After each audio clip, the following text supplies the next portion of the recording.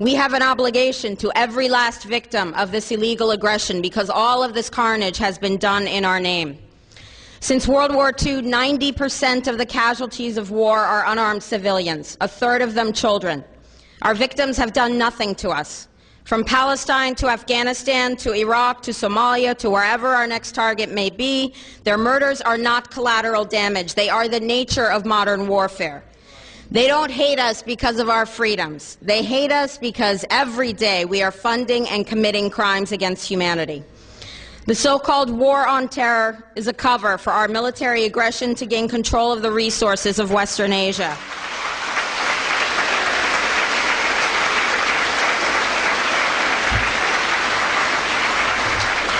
This is sending the poor of this country to kill the poor of those Muslim countries. This is trading blood for oil. This is genocide. And to most of the world, we are the terrorists.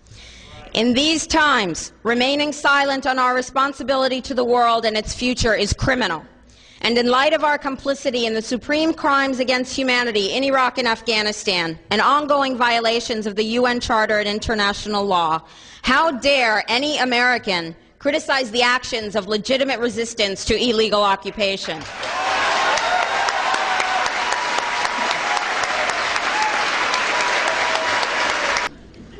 How dare we condemn anyone else's violence? Our so-called enemies in Afghanistan, Iraq, Palestine, our other colonies around the world, and our inner cities here at home are struggling against the oppressive hand of empire, demanding respect for their humanity.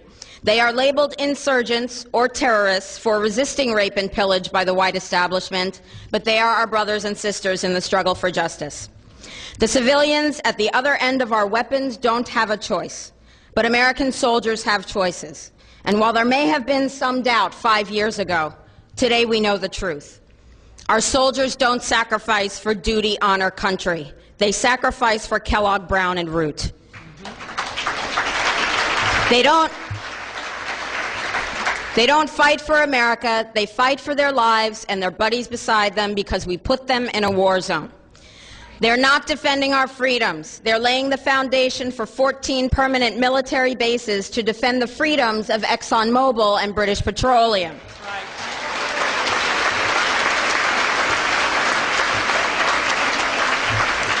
They're not establishing democracy. They're establishing the basis for an economic occupation to continue after the military occupation has ended.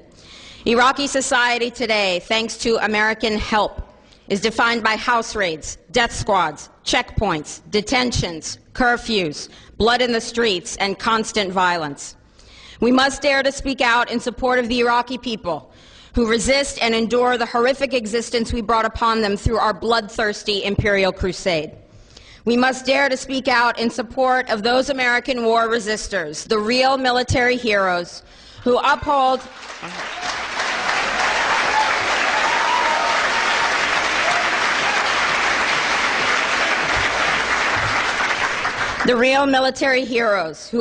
their oath to defend the Constitution of the United States against all enemies, foreign and domestic, including those terrorist cells in Washington, D.C., more commonly known as the legislative, executive, and judicial branches.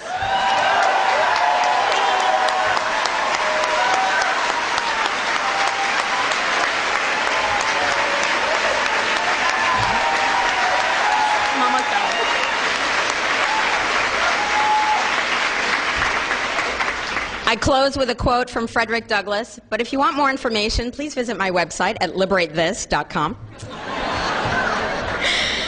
Frederick Douglass said, "Those who profess to favor freedom and yet depreciate agitation are people who want crops without plowing the ground. They want rain without thunder and lightning. They want the ocean without the roar of its many waters.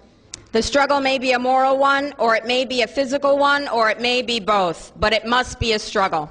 Power concedes nothing without a demand. It never has, and it never will." Okay. Oh.